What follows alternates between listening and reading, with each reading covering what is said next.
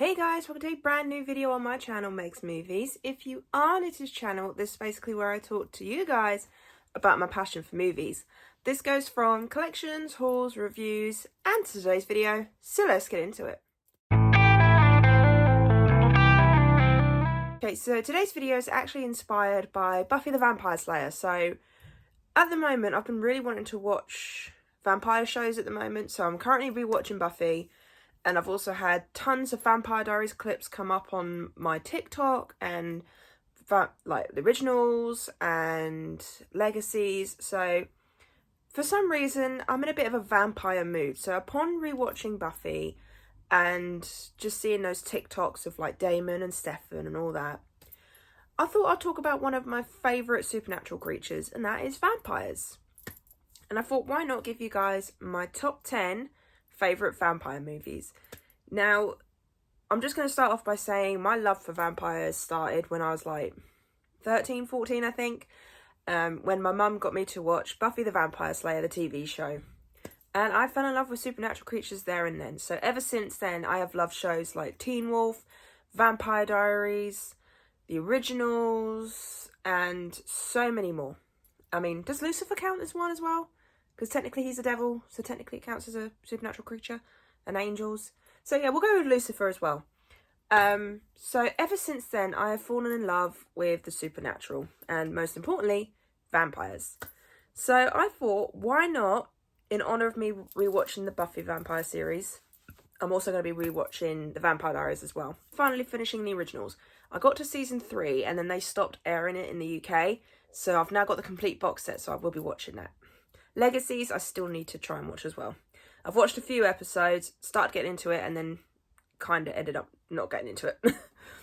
But yeah, so this is in order of like my least favourite in a sense. Like, I do enjoy this film, but it's like not my top, to my absolute favourite. Which, if you're not new to this channel, you will basically know what my favourite one will be.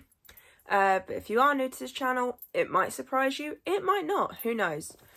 But let's just say it's a very wide range of movies. If you see me looking down, it's because I'm looking at my laptop for my list. Because some of these I don't own physically. I think there's only 2. Yeah, I think there's only 2 I don't own physically. I thought I owned one of them, but apparently not.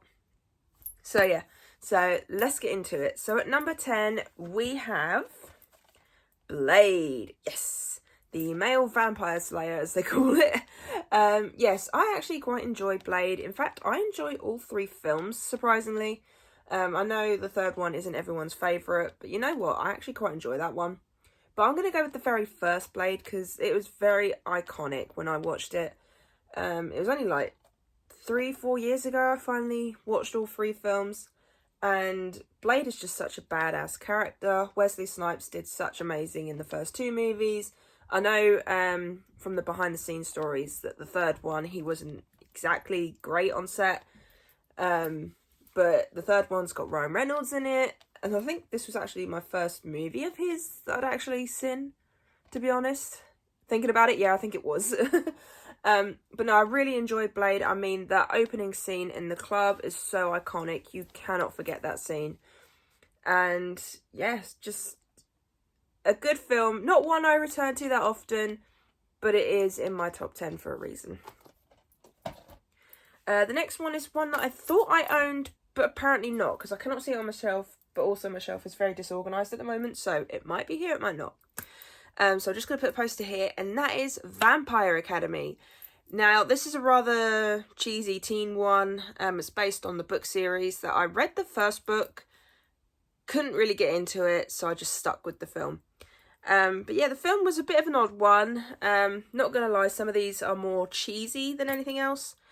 And also to pre-warn you, The Lost Boys will not be on here because I haven't seen it yet. It is one of the ones that I do need to watch. But yeah, so Vampire Academy is just basically about, you've got these hunters and you've got, no, what are they called again? You've got the vampires and you've got the protectors of the vampires, and they're being trained in this school, and you've got these 2 friends that are trying just to get by, basically. But yeah, this is not a bad film. I've watched it a few times. It's not my go-to vampire film like Blade, but I do enjoy it just for some of the humour that comes out of it. I will say the villain's not all that great in this film. I prefer the villain in Blade, but this one, if I remember correctly, because I have not watched this in a while, is not that bad a film. It is a teen film, so it might not be to everyone's taste, but it is a good one. The next one is Buffy the Vampire Slayer, the movie. I know a lot of people didn't like this film when it first came out, but you know what? I enjoy it. It's cheesy, it's ridiculous. I love movies that are campy like this, where it's just they don't take things too seriously. Especially with vampire movies, you can either go very serious or you can go very funny. I will say the bad guy in this, I'm not gonna lie, I have seen so much better bad guys. But aside from that, the characters are fun, they're weird. So this was the film that inspired the TV show, so if this film hadn't been made, I wouldn't be talking about one of my favourite TV shows of all time, so thank you for that one. And saying it was trying to turn its head on the genre of the blondes always die, so I like that. It's also got, what's his name in it? Luke Perry. This was the first time I'd ever watched him in something, and then I ended up watching Riverdale. But this is not a bad film. Seriously, it's cheesy campiness. So if you want something that's a bit campy, definitely recommend this film. Sorry, my cat's going crazy at the moment. Okay. And at number 7, we have Cirque du Freak, The Vampire's Assistant. Now, I'm not going to lie, I haven't watched this in quite a long time. But I do remember enjoying this. And I remember the first time I watched this, I thought this was a bit of a weird film, like most of the vampire films on this list. But it was dark and gritty. And I kind of like that. It was different. It did something different with the vampire genre, like in the fact of the way the vampires move and things like that. I say I like it when it comes to vampires, I like it when they stick to the mythology. Like, don't make them sparkle like in Twilight. Vampires don't sparkle, I mean, seriously. But yeah, so Cirque du Freak, it was a different kind of vampire film. It had other creatures in it as well, which I thought was pretty cool.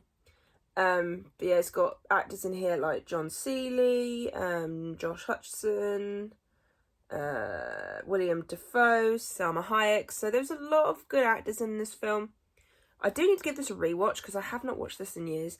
But I do remember enjoying this film from start to finish. Okay, and at number 6 we have Van Helsing. This is yet again one of those films that a lot of people didn't like to begin with, but it's now got a bit of a following to it. I enjoyed it. Like, I think Hugh Jackman did a very good job as Van Helsing. I thought he was pretty cool. The other actors in this did really well. The vampires were pretty cool in this as well. I will say the CGI is a bit hit and miss now. It's sort of, there's some CGI moments that have not aged well. That's the word I'm looking for. But I quite enjoy this film. I think it's just the way it is, yet again, kind of like Cirque du Freak, where it's gritty, and this one is the more serious one, I think, out of all of these films. Like, to be honest, yeah, this is the most serious one. But yeah, Van Helsing, not a bad film. I know a lot of people didn't like this, but I didn't mind it. Yet again, another vampire film where there's other creatures in this, which is pretty cool. You'll hear me say pretty cool quite a lot. But no, Van Helsing, definitely one I'd watch again.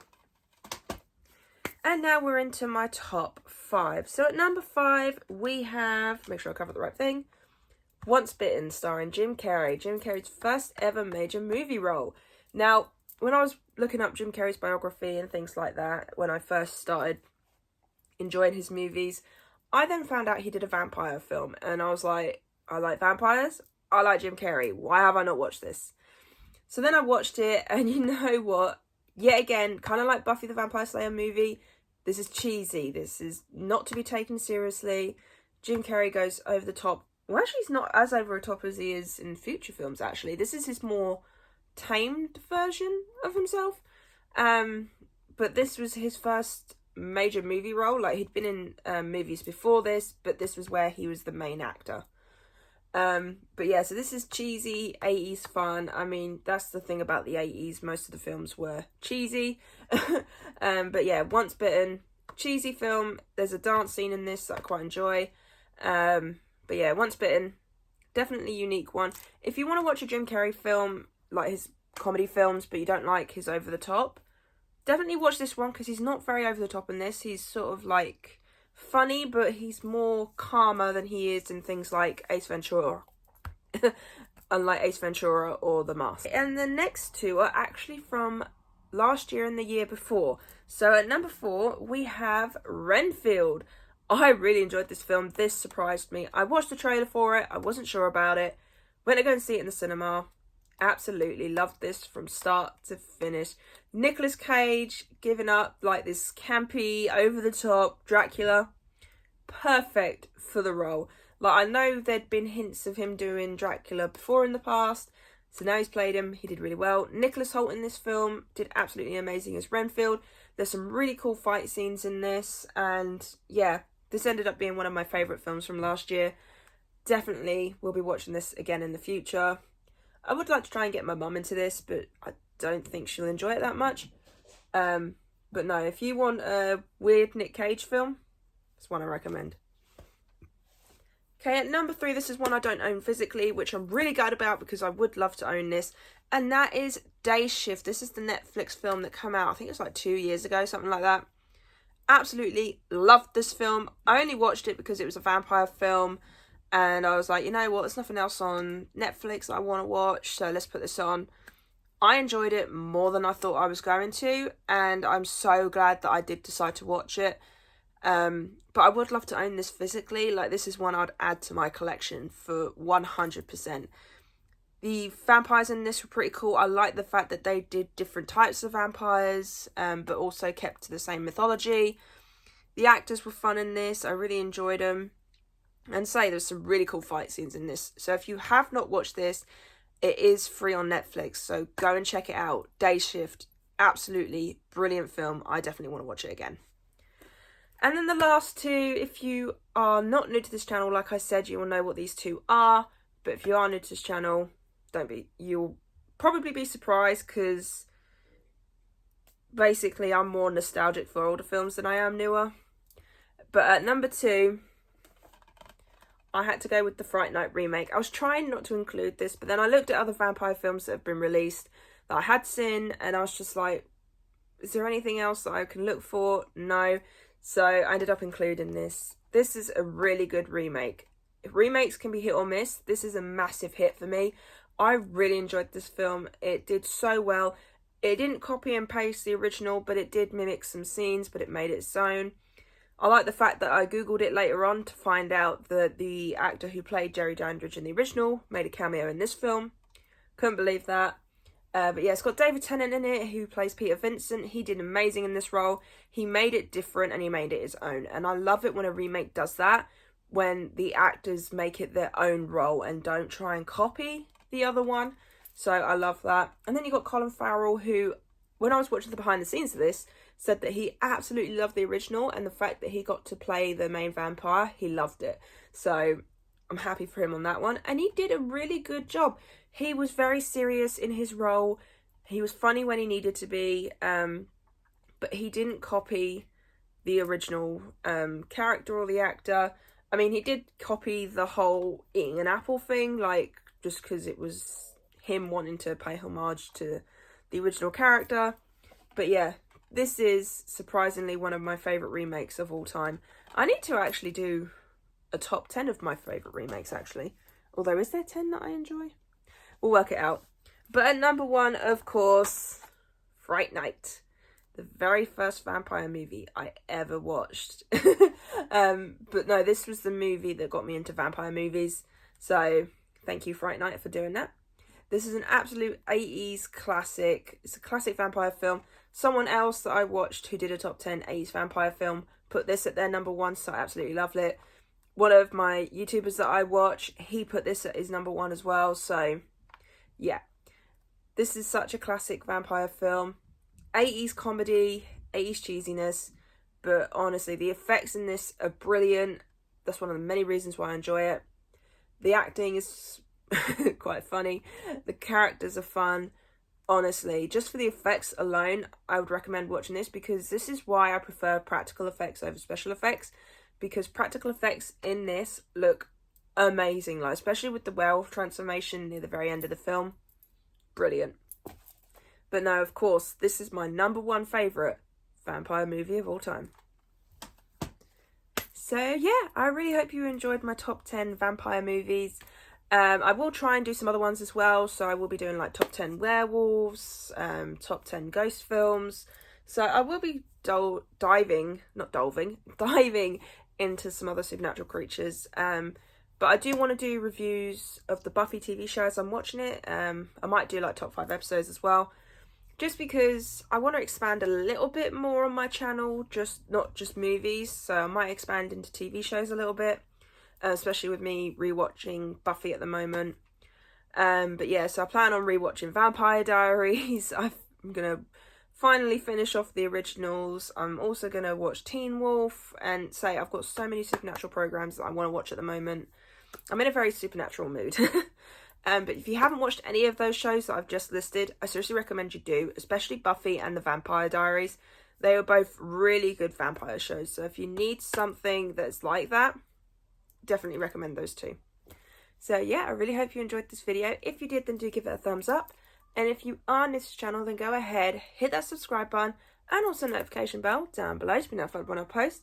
And also leave me your comments and thoughts on this top 10 list.